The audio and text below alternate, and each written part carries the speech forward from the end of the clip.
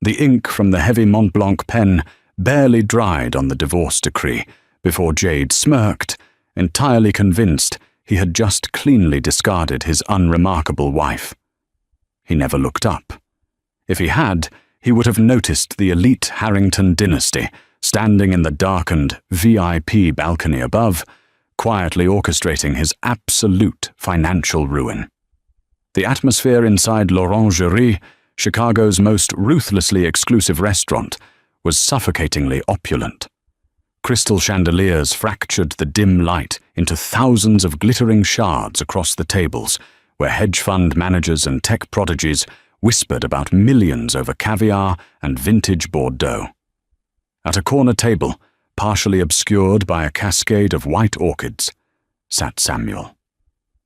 She wore a simple, unbranded charcoal dress that hung modestly on her slender frame. Her hair was tied back in a neat, unremarkable clasp. To anyone else in the room, she looked like a clerical assistant who had wandered into the wrong tax bracket. To Jade Sterling, her husband of 3 years, she was a dead weight, holding him back from his newly realized destiny. Jade adjusted the cuffs of his bespoke Tom Ford suit, a recent acquisition funded by the massive Series B capital injection his software company, Sterling Tech, had secured just 48 hours ago. He was a man riding the crest of a $50 million wave. His jawline was sharp, his smile practiced, and his ego entirely detached from reality. "I ordered the scallops," Jade said smoothly, not bothering to look at the menu. He didn't ask what she wanted. He rarely did anymore.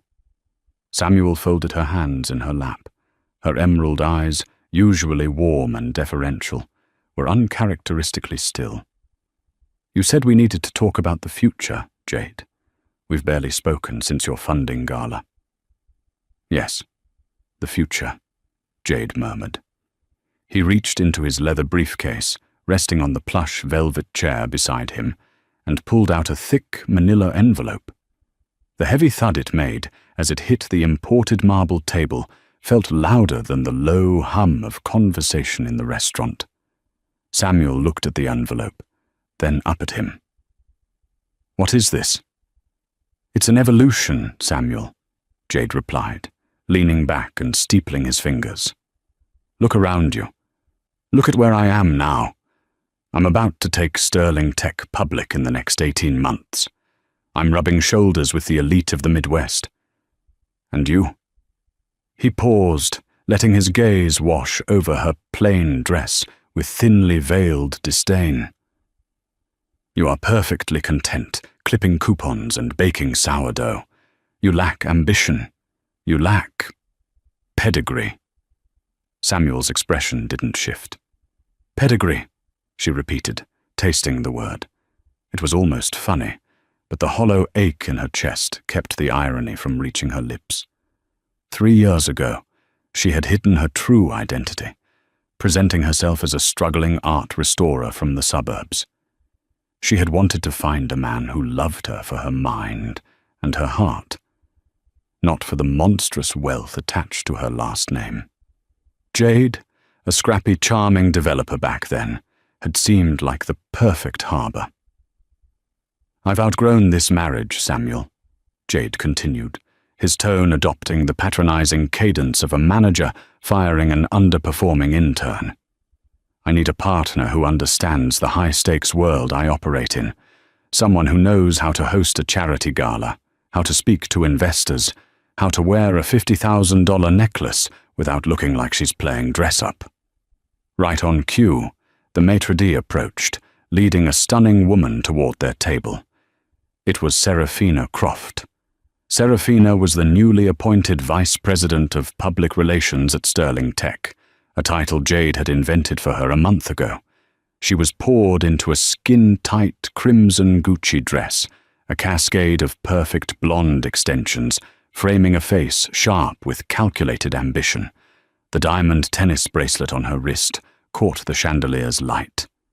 Samuel recognized it instantly. It was the bracelet Jade had told Samuel was too expensive when she had admired it in a catalogue 6 months ago. Serafina didn't hesitate. She slid into the booth right beside Jade, placing a manicured hand intimately over his. "I hope I'm not interrupting," Serafina purred, offering Samuel a smile that was all teeth and zero warmth. Jade said he was finally taking care of the housekeeping. "Housekeeping," Samuel echoed softly. Her gaze dropped back to the envelope. "I see."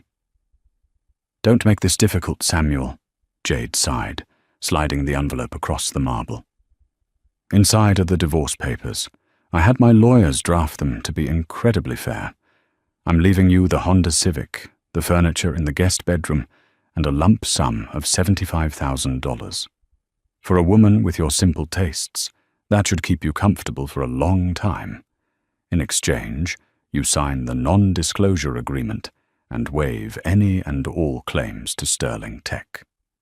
Serafina let out a soft, mocking laugh. "Honestly, Samuel, it's more than generous. Jade built his empire from scratch. It wouldn't be right for you to try and steal his hard-earned success just because you happened to be married to him when he hit the jackpot." Samuel rested her fingertips lightly on the edge of the manila envelope. "Your empire," she said, her voice completely devoid of the tears Jade was clearly bracing himself for. "You believe you built this all entirely by yourself?" "I am a self-made man," Jade said proudly, adjusting his Rolex. "My intellect, my drive. The recent $50 million investment from Blackwood Holdings proves it. They vetted me. They saw my genius. You couldn't possibly understand the complexities of private equity, Samuel. So please don't try to debate the valuation with me." Samuel slowly pulled the thick stack of legal documents from the envelope. She flipped through the pages, her eyes scanning the dense legalese with a speed and comprehension that would have terrified Jade had he been paying attention. But Jade wasn't looking at her. He was whispering something into Serafina's ear, making the other woman giggle. Samuel felt a profound, chilling clarity wash over her. For 3 years, she had played the quiet, supportive wife. She had cooked his meals, ironed his shirts, and listened to his grandiose rants about conquering the tech world. And yet, the irony was so thick it was suffocating. Jade didn't know that Blackwood Holdings, the private equity firm that had just given him his $50 million lifeline, was merely a subsidiary of a subsidiary, a minor shell company operating under the massive, terrifying umbrella of Harrington Global. He didn't know that the self-made empire he was so desperately trying to protect from her was, at this very moment, entirely owned by her family. Directly above Jade and Samuel's table, obscured by an architectural feature of smoked glass and wrought iron, was L'Orangerie's exclusive mezzanine dining suite. It was a room reserved only for heads of state, A-list royalty, and families whose wealth could alter the GDP of small nations. Inside this private sanctuary, the atmosphere was a stark contrast to the lively dining room below. It was dead silent. Standing by the tinted glass, looking down like gods observing a particularly disappointing ant farm, were 3 figures. Richard Harrington, the patriarch of the Harrington family, stood with his hands clasped behind his back. At 62, he possessed the cold, immovable presence of a glacier. His wealth was estimated at $42 billion, built on aerospace, international shipping, and real estate. Beside him stood his wife, Vivienne Harrington, a woman of terrifying elegance, who was currently gripping the stem of her champagne flute so tightly the crystal threatened to snap. "Look at him," Vivienne whispered, her voice trembling with a terrifying, icy maternal rage. "Look at how that little parasite is speaking to our daughter." Leaning against the velvet wall behind them was Nathaniel Harrington, Samuel's older brother and the current CEO of Harrington Global. Nathaniel was 34, impeccably dressed in a tailored midnight blue suit and possessed a reputation on Wall Street as a corporate executioner. He was currently staring at his phone, his thumb hovering over a single contact name. "I told her 3 years ago he was a social climbing narcissist," Nathaniel said, his tone flat, devoid of emotion, which made it all the more dangerous. "She wanted to play house. She wanted to believe people are fundamentally decent. I suppose this is the end of that little experiment." Down below, Samuel reached the final page of the divorce decree. "Sign the papers, Samuel," Jade urged, his patience thinning. He clicked a cheap plastic ballpoint pen and tossed it onto the papers. "I have a celebration party to get to. Serafina and I are meeting the Blackwood executives at the Four Seasons tonight." Samuel looked at the plastic pen. She didn't touch it. Instead, she reached into her modest handbag. Her fingers bypassed the cheap lipsticks and drugstore receipts she carried for her disguise, finding a hidden velvet sleeve. She pulled out a heavy, vintage fountain pen.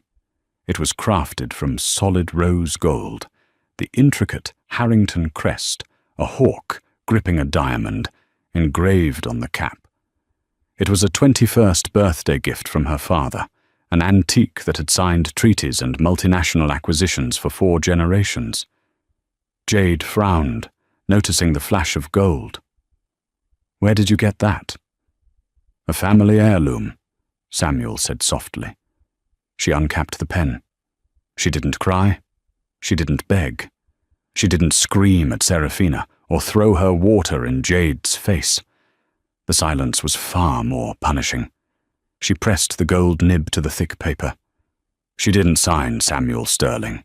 With flowing, elegant strokes, she signed her true, legal name, a name she had legally retained, but hidden from him. Samuel Josephine Harrington. She capped the pen with a sharp click that cut through the ambient noise of the restaurant. She slid the papers back into the envelope and pushed it across the table toward him. "It's done," Samuel said, her voice dropping an octave, losing the soft, submissive cadence she had weaponized for 3 years.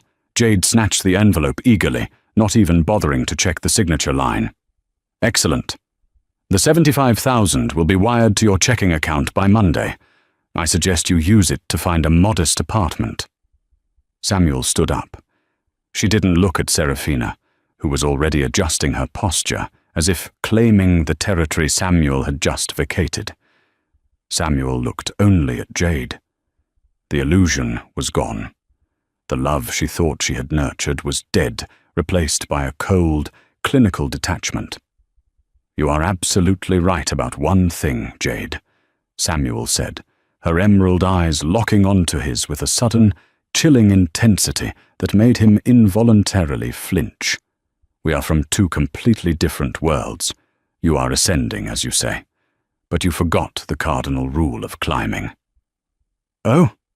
And what's that?" Jade scoffed, taking a sip of his wine. "Make sure you know who owns the ladder," Samuel whispered. Without another word, she turned and walked away. She didn't walk toward the main entrance, where the valet kept the modest cars. She walked toward the discreet, velvet-roped side exit, reserved for the restaurant's ultra-VIPs. Up in the mezzanine, Nathaniel pushed away from the wall. He raised his phone to his ear. "It's time," Nathaniel said into the receiver. "Initiate the clawback clause on the Sterling Tech Series B funding. Liquidate their primary servers, freeze his operational accounts, and contact the SEC regarding the exaggerated user metrics he provided in his pitch deck." Nathaniel paused, watching Jade laugh with Serafina down below. "Yes," Nathaniel continued, his voice dropping to a lethal whisper. "Burn it all to the ground. By the time he wakes up tomorrow, I want him unable to afford a cup of coffee." Richard Harrington stepped away from the glass, offering his arm to his wife. "Let's go, Vivian. Our daughter is waiting, and we have a very long, very expensive evening ahead of us." Outside, The cool Chicago wind whipped through the alleyway. Samuel pushed open the heavy brass side doors and stepped into the night. A line of 3 matte black Maybach SUVs sat idling in the private lane. As Samuel approached, 6 men in dark suits stepped out simultaneously, forming a protective perimeter. The lead security detail, a towering man named Gideon, opened the rear door of the center vehicle, bowing his head respectfully. "Welcome back, Miss Harrington," Gideon rumbled. Samuel paused at the door of the car. She looked down at her cheap charcoal dress, then up at the towering glass facade of the restaurant where Jade was currently celebrating his own demise. A slow, dangerous smile finally broke across her face. "Thank you, Gideon," she said, stepping into the luxurious leather interior. "Call my tailors. Tell them I need a completely new wardrobe by morning. I have a company to dismantle." The morning sun filtered through the floor-to-ceiling windows of Jade's leased penthouse, casting long, arrogant shadows across the imported Italian leather furniture. He stood by the glass, sipping a double espresso, a smug smile plastered across his face. Last night had been a triumph. He had shed his dead-weight wife, celebrated with his breathtaking new vice president of public relations, and toasted to the $50 million future of Sterling Tech. "Jade, darling," Serafina murmured, wrapping her arms around his waist from behind. She was wearing one of his expensive dress shirts, the silk pooling elegantly around her thighs. "We need to leave soon. The architect is meeting us at the office at 10 to discuss the executive suite expansion." "Let them wait," Jade replied lazily, checking his gold Rolex. "When you're the golden boy of Chicago tech, people wait on your schedule." By the time Jade's silver Porsche 911 pulled into the premium parking garage beneath the Sterling Tech building, it was nearly 11. He tossed the keys to the valet with a practiced flick of the wrist and strode toward the private executive elevators, Serafina trailing beside him like a glamorous accessory. But when Jade swiped his black keycard against the reader, the machine beeped a harsh, flat red. "Access denied." He frowned, swiping it again. Red. He slammed it against the scanner a 3rd time. "Must be a glitch in the system," Jade muttered, irritated. "I told IT to upgrade these outdated scanners a week ago." He bypassed the private lift and marched toward the main lobby turnstiles, intending to berate the front desk security guard. However, as he rounded the corner, he stopped dead in his tracks. The pristine, minimalist lobby of Sterling Tech was in utter chaos. Over a dozen men and women wearing crisp, dark windbreakers with the letters SEC emblazoned in stark yellow across the back were moving methodically through the space. They were carrying out stacks of hard drives, sealing file cabinets with red tape, and escorting pale, terrified-looking engineers out of the building. "What the hell is going on here?" Jade bellowed, his voice echoing off the marble walls. Arthur Pendleton, the 60-year-old chief financial officer of Sterling Tech, emerged from the crowd. His tie was askew, his face the color of wet ash, and he was clutching a tablet to his chest like a shield. He looked at Jade not with the usual deference, but with a mixture of raw panic and rising fury. "Arthur, explain this right now," Jade demanded, pointing a trembling finger at an agent walking past with his personal desktop computer. "Who authorized this? Call legal." "Legal quit an hour ago, Jade," Arthur gasped, his voice cracking. "It's gone. Everything is gone." Jade stepped back, a cold stone of dread finally settling in his stomach. "What are you talking about? We just secured $50 million from Blackwood Holdings. We are bulletproof." "Blackwood Holdings triggered the clawback clause at 2 a.m., Arthur said, shoving the tablet toward Jade's chest. "They initiated a full emergency freeze on all operational accounts. We have zero liquidity, nothing, and that's not the worst part." Jade stared at the screen. It was a formal notice of immediate contract termination, but the legal jargon was surrounded by horrific, bold-faced accusations, fraudulent user metrics, misrepresentation of revenue projections, gross fiduciary negligence. "They audited the shadow servers," Arthur whispered, looking around as if terrified the walls were listening. "The ones you told me were securely encrypted. They found the inflated active user logs. Jade.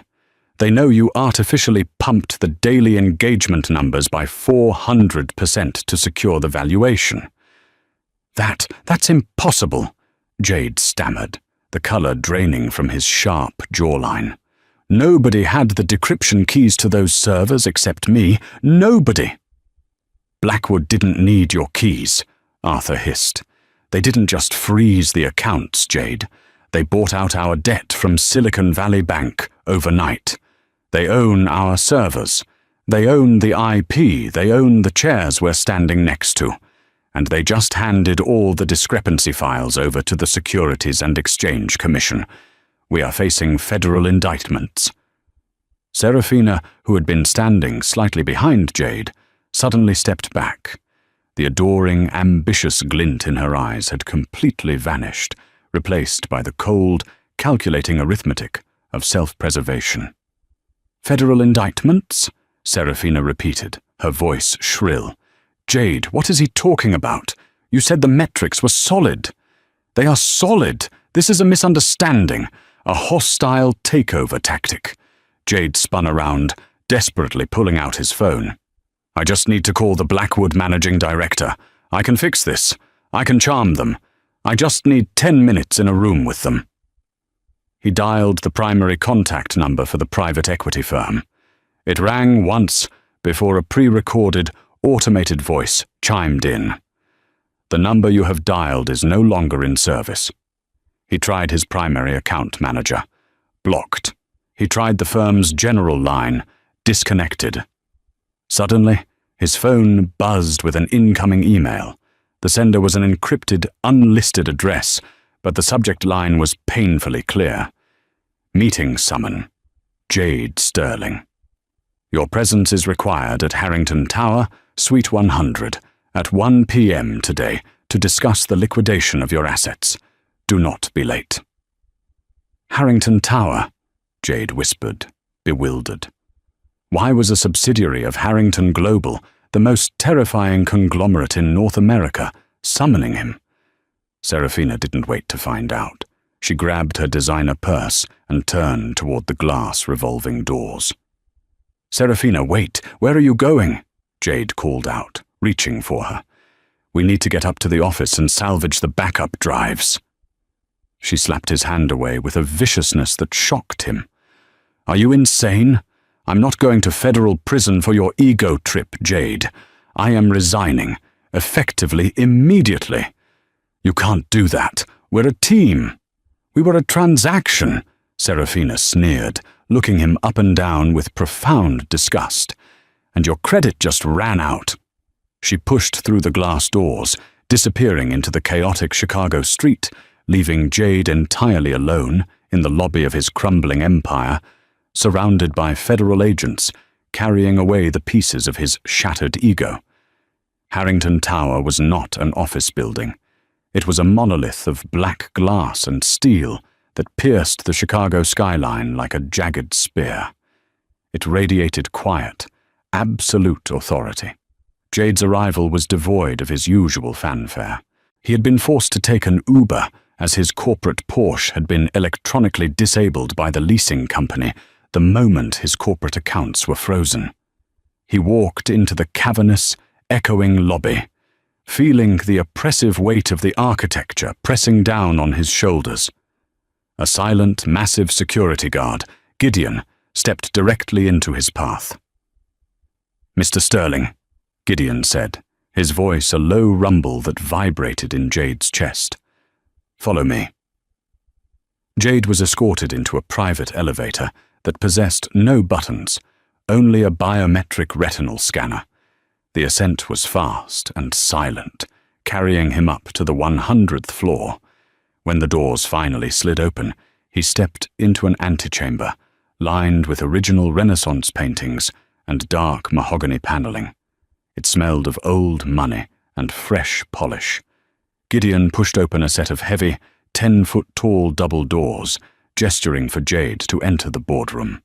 The room was vast, with floor-to-ceiling windows offering a panoramic, dizzying view of the city below. In the center sat a 50-foot table carved from a single slab of petrified wood. Sitting along the right side of the table was Richard Harrington, looking utterly bored, flipping through a leather-bound folio. Across from him sat Nathaniel Harrington, his eyes locked onto Jade with the predatory stillness of a sniper. But it was the person sitting at the head of the table that caused the air in Jade's lungs to turn to solid ice. There, bathed in the sharp midday light, sat Samuel. She was unrecognizable. The plain charcoal dresses and drugstore makeup were gone. She wore a tailored, impossibly sharp ivory suit by Alexander McQueen. Her hair, usually tied back in a messy clasp, fell in flawless, glossy waves over her shoulders. A single, flawless diamond, the size of an almond, rested at the hollow of her throat. She looked like a queen surveying a conquered province. "Samuel," Jade breathed, his legs suddenly feeling weak. He gripped the back of a leather chair near the door to steady himself. What are you doing here? Did Blackwood drag you into this? I told you, you don't understand private equity. You shouldn't. Sit down, Mr. Sterling, Nathaniel commanded. The authority in his voice was absolute, snapping like a whip across the vast room. Jade obeyed involuntarily, sinking into the chair at the far, insignificant end of the massive table. He looked from Nathaniel to Richard, and finally back to Samuel. His mind, usually sharp and calculating, was short-circuiting. I don't understand, Jade stammered, a cold sweat breaking out across his forehead. Why are you at the head of the table? Samuel leaned forward, resting her elbows on the petrified wood and steepling her fingers, an exact, mocking mirror of the gesture he had used on her just 12 hours prior. Because, Jade, Samuel said, her voice smooth, cultured, and dripping with an authority he had never heard from her before. I own the table. I own the building. And as of 2 o'clock this morning, I own you. Jade's mouth opened, but no sound came out. He looked at the heavy manila folder resting under Samuel's manicured hands. Blackwood Holdings, Samuel continued, her tone conversational but lethal, is managed by my brother, Nathaniel. It is a minor branch of Harrington Global. The $50 million investment was entirely my authorization. I wanted to see, Jade. I wanted to see what kind of man you would become when you finally had the power you so desperately craved. She let the silence hang in the air, allowing the horror of the realization to slowly suffocate him. You proved to be exactly the man my family warned me you were, Samuel said, her green eyes piercing through his hollow bravado. A fraud, a narcissist, a man who builds his castles on lies and falsified user metrics. Samuel, please, Jade choked out, his arrogance entirely shattered, replaced by raw, naked desperation. We were married. We loved each other. You can't just destroy me like this. The SEC, they're going to put me in prison. You have to call them off. Call them off? Nathaniel laughed, a dark, humorless sound. Mr. Sterling, who do you think handed them the dossier? Samuel opened the manila folder. She slid a single piece of paper down the length of the polished table. It glided smoothly, coming to a stop directly in front of Jade. It was the final page of the divorce decree from the night before. You were so eager to discard me, Jade. You didn't even read the signature line, Samuel said softly. Jade looked down. There, written in elegant, flowing rose-gold ink, was the name. Samuel Josephine Harrington. You offered me a very generous settlement, Samuel noted, a bitter smile playing on her lips. A Honda Civic, the guest room furniture, and a lump sum of $75,000. In exchange, I waived all rights to Sterling Tech. She stood up, buttoning her ivory jacket, her presence dominating the entire room. Fortunately for you, the divorce decree is ironclad, Samuel stated. You retain full ownership of Sterling Tech.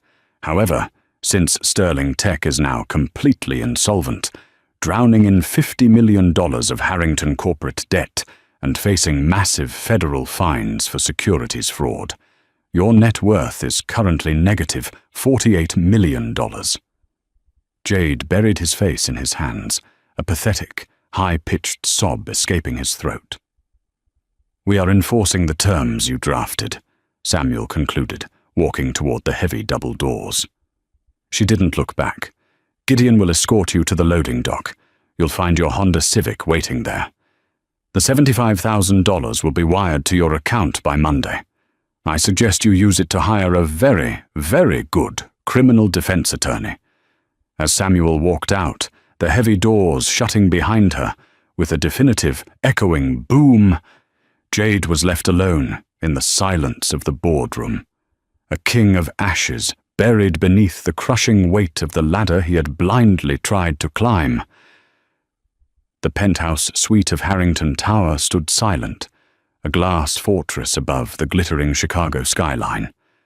Samuel stared at the city, no longer a disguised shadow, but the reigning heir of an empire. Jade was a forgotten footnote, drowning in the debt he arrogantly built. True power didn't need to shout its presence. It only needed to wait for the perfect moment to strike. And Samuel had struck flawlessly.